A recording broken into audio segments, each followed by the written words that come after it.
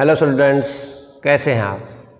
आज हम कक्षा 7 अध्याय 5 अम्ल, सारक और लवण के भाग 1 के बारे में चर्चा करेंगे। इस अध्याय को पढ़ने का हमारा उद्देश्य यह है कि आप इस वीडियो के अंत में निम्न सीखने में सक्षम हो जाएंगे। प्राकृतिक पदार्थों का स्वाद कैसा होता है, प्राकृतिक पदार्थों में कौन कौन से अम्ल अथवा सारक पाए जाते हैं तथा प्राकृतिक सूचक जैसे गुड़हल की पंखुड़ियाँ, हल्दी तथा लिटमस अम्लीय तथा सारकीय विलयनों के साथ किस प्रकार रंग परिवर्तन करते हैं। हम अपने दैनिक जीवन में विभिन्न प्रकार के खाद्य पदार्थों का उपयोग करते हैं। क्या आपने कभी सोचा है कि इनका स्वाद क्या एक जैसा होता है? आइए हम कुछ प्राकृतिक पदार्थों के स्वाद को देखते हैं, इनका स्वाद कैसा होता है। भाई ये प्राकृतिक पदार्थ है, जैसे नींबू का रस है। भाई नींबू का रस हमें कैसा लगता है? खट्टा लगता है। संतरे का रस हमें खट्टा लगता है। सिरका, इसको विनेगार भी बोलते हैं, कैसा लगता है? खट्टा लगता है। दही भी हमें कैसी लगती है? खट्टी लगती है। भाई इमली खट्टा होता है, भाई इसका भी स्वाद। नमक का स्वाद देखो भाई, न तो खट्टा होता है और न ही कड़वा, इसका कोई अन्न होता है। भाई हम नमकीन भी कह सकते हैं। अब खाने का सोडा, इसका स्वाद कैसा लगता है? हमें कड़वा लगता है। खीरा भी हमें कड़वा लगता है। शक्कर का स्वाद न खट्टा है न कड़वा है, तो इसका भी कोई अन्न में आ जाएगा, मीठा हो सकता है। तो हमने यहाँ क्या कर रखा है भाई, स्वाद उसका कैसा है, या खट्टा है, कड़वा है या कोई अन्न है। तो यहाँ हम क्या देखते हैं कि कुछ पदार्थों का स्वाद खट्टा है तथा कुछ पदार्थों का स्वाद कड़वा है तथा कुछ पदार्थों का स्वाद कोई अन्न है, भाई मीठा भी हो सकता है। तो यहाँ देखते हैं भाई, नींबू का रस, संतरे का रस, सिरका तथा दही का स्वाद खट्टा है, क्योंकि इनमें अम्ल अथवा एसिड होते हैं जिनकी प्रकृति अम्लीय होती है। अब जो एसिड शब्द है, एसिड लैटिन भाषा के शब्द एसियर से बना है, जिसका अर्थ होता है खट्टा। अब कुछ प्राकृतिक अम्ल देखते हैं। भी प्राकृतिक अम्ल, भाई किस पदार्थ में कौन सा प्राकृतिक अम्ल पाया जाता है, देखते हैं। जैसे अम्ल का नाम और किस में पाया जाता है। जैसे एसिटिक अम्ल है, सिरका में पाया जाता है। फॉर्मिक अम्ल, जो चींटी का डंक है, जब चींटी हमें काटती है तो ये अम्ल हमारी त्वचा में और डाल देती है, जिसको हम फॉर्मिक अम्ल कहते हैं। साइट्रिक अम्ल, नींबू, जो सिट्रिक जो फल होते हैं, मतलब जो खट्टे फल होते हैं, उनमें पाया जाता है। जैसे नींबू है, संतरा है, इसमें साइट्रिक अम्ल पाया जाता है। लैक्टिक अम्ल दही में पाया जाता है। पालक में ऑक्सैलिक अम्ल पाया जाता है। आंवला तथा सिट्रस जो फल होते हैं उनमें एस्कोर्बिक अम्ल बोल देते हैं, और विटामिन सी पाया जाता है। इमली, अंगूर, जो कच्चे आम हैं, उनमें टार्ट्रिक अम्ल पाया जाता है। तो इस तरह हम देखते हैं कि जो हमारे आसपास विभिन्न प्राकृतिक पदार्थ उनमें कौन कौन से अम्ल पाए जाते हैं। अब हम ये देखते हैं भी, जैसे कुछ खाने के सोडे, भी खाने के सोडे का स्वाद कैसा था। भी खाने के सोडे का स्वाद खट्टा तो है नहीं, इसका स्वाद कैसा था? कड़वा था। जो पदार्थ स्वाद में कड़वे होते हैं तथा स्पर्श करने पर साबुन जैसे चिकने लगते हैं, सारक कहलाते हैं। इन पदार्थों की प्रकृति सारकीय होती है। हम कुछ पदार्थ देखते हैं कि किस में कौन सा सारक पाया जाता है। अब सारक का नाम तथा किस में पाया जाता है? भाई कैल्शियम हाइड्रोक्साइड जो चूने का पानी है उसमें पाया जाता है। अमोनियम हाइड्रोक्साइड जो खिड़की के कांच आदि साफ करने के लिए उपयुक्त जो मार्जक होते हैं उनमें पाया जाता है। साबुन में कौन सा सारक पाया जाता है? सोडियम हाइड्रोक्साइड और पोटासियम हाइड्रोक्साइड। दूध या मैग्नीशियम या जिसको हम मिल्क ऑफ मैग्नीशिया कहते हैं उसमें मैग्नीशियम हाइड्रोक्साइड पाया जाता है। अब हम हर पदार्थ को तो चखकर उसका स्वाद पता नहीं कर सकते भाई, कुछ पदार्थ विषैले हो सकते हैं जो हमारे को हानि पहुंचा सकते हैं, तो हम उनका कैसे पता लगाएं कि भी वो अम्लीय है अथवा क्षारकीय है? इसके लिए हम एक विशेष प्रकार के पदार्थ का उपयोग करते हैं जिसे सूचक कहते हैं। जैसे कुछ प्राकृतिक सूचक लिटमस पत्थर हैं, गुड़हल की पंखुड़ियाँ हैं तथा हल्दी है, जो अम्लीय अथवा अक्षारकीय विलयनों के साथ विभिन्न प्रकार के रंग परिवर्तन करते हैं। हमारे आसपास के प्राकृतिक सूचक, लिटमस एक प्राकृतिक रंग है। सबसे सामान्य रूप में उपयोग किया जाने वाला प्राकृतिक सूचक लिटमस है। यह कागज की पट्टियों नीली अथवा लाल के रूप में पाया जाता है। तो आइए देखते हैं भाई अलग अलग जो प्राकृतिक सूचक हैं वो अम्लीय अथवा क्षारकीय विलयनों के साथ किस प्रकार रंग परिवर्तन करते हैं। अब जैसे ये है नीला लिटमस, ये इस तरह नीली पट्टियों के रूप में उपलब्ध होता है। ये है लाल लिटमस पत्थर। आइए अब ये देखते हैं कि यह अम्ल तथा क्षारक के साथ किस प्रकार रंग परिवर्तन करता है। ये मैंने ट्यूब ली हुई, इसमें सिरका लिया हुआ है। अब सिरके की बूंद मैं नीले लिटमस पत्थर पर डालकर देखता हूँ और देखता हूँ क्या प्रभाव पड़ता है। भाई सिरके की बूंद डाली और मैंने क्या देखा कि जो लिटमस पत्थर है नीला वो कैसा हो गया? लाल रंग का हो गया है।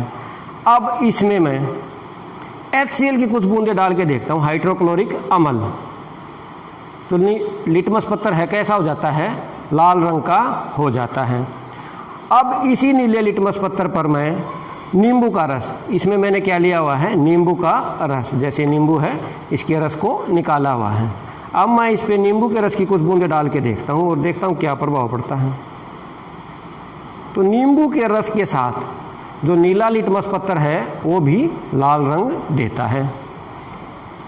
अब इसमें मैंने खाने का सोडा लिया हुआ है और इसको देखता हूँ नीले लिटमस पत्थर पर इसका क्या प्रभाव पड़ता है खाने के सोडे का।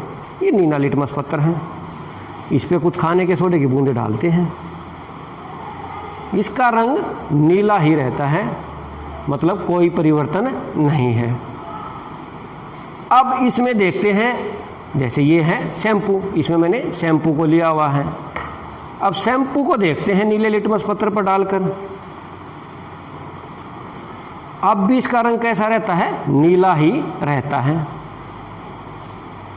अब नीले लिटमस पत्थर पर मैं नमक, इसमें मैंने नमक का विलयन लिया हुआ है, भाई नमक को डाल के देखता हूँ क्या प्रभाव पड़ता है।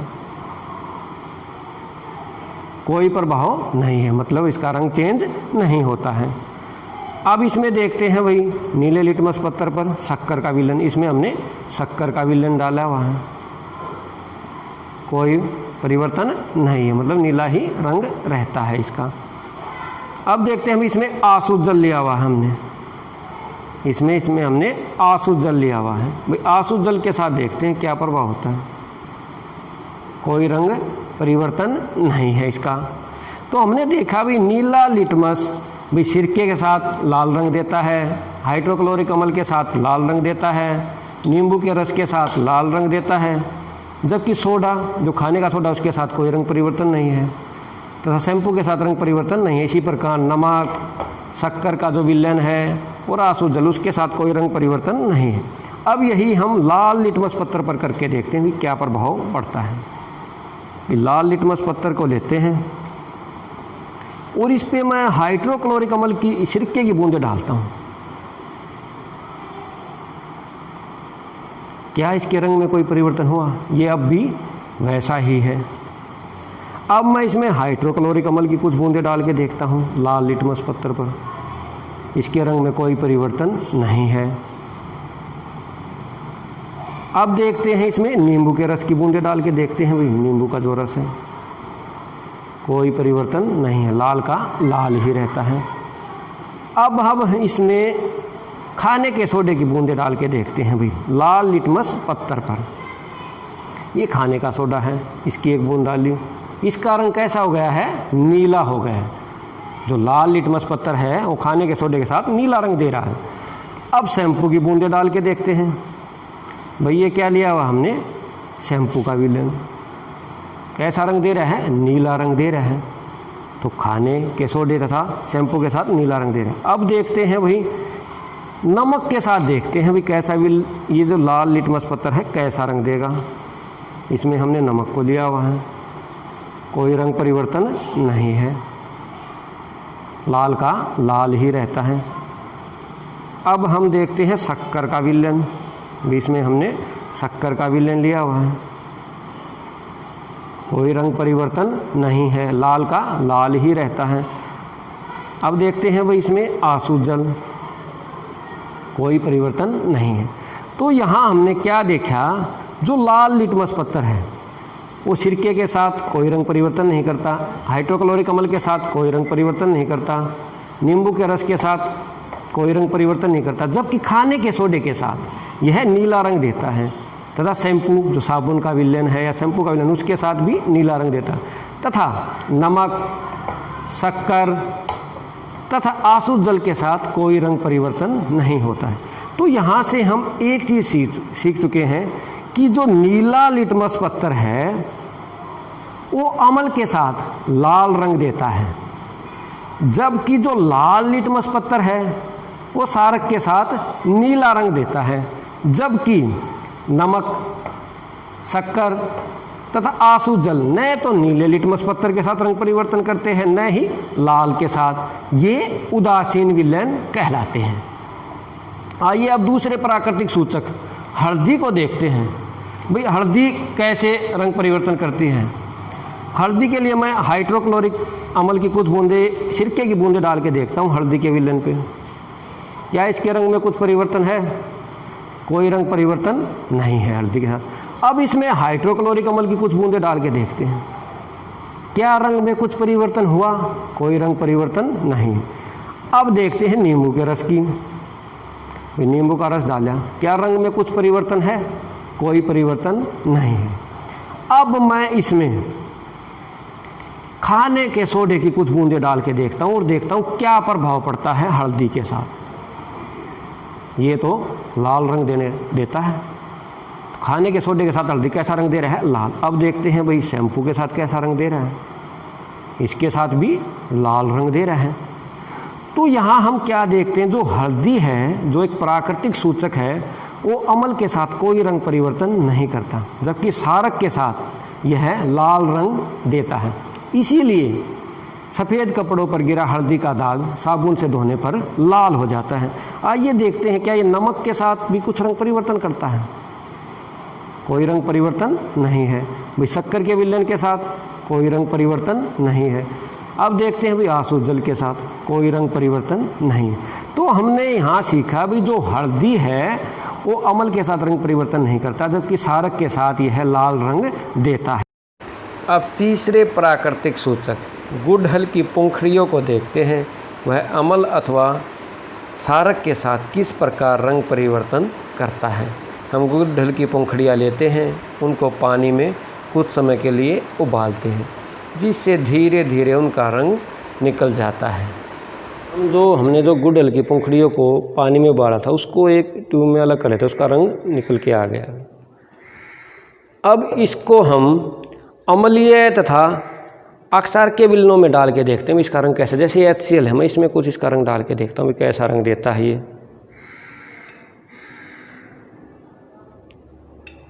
ये हल्के हल्के मैजेंटा रंग का हो जाता है। अब मैं इसी को अक्षार के विलेन में डाल के देखता हूँ। भाई ये हमने क्या सोडियम हाइड्रोक्साइड खाने का सोडा लिया हुआ है, इसका रंग कैसा हो जाता है? हरे रंग का हो जाता है। तो ये जो गुड़हल की जो पंखुड़ियाँ हैं वो अम्लीय विलन के साथ गुलाबी रंग देती हैं, जबकि अक्षार के विलनों के साथ यह हरे रंग का हो जाता है। तो इस प्रकार जो प्राकृतिक सूचक है लिटमस पत्थर, हल्दी तथा जो गुड़हल की पंखुड़ियों का जो विलयन है वो अम्लीय तथा आक्सार के विलयनों के साथ अलग अलग रंग देते हैं। अब इनके बारे में सोचो।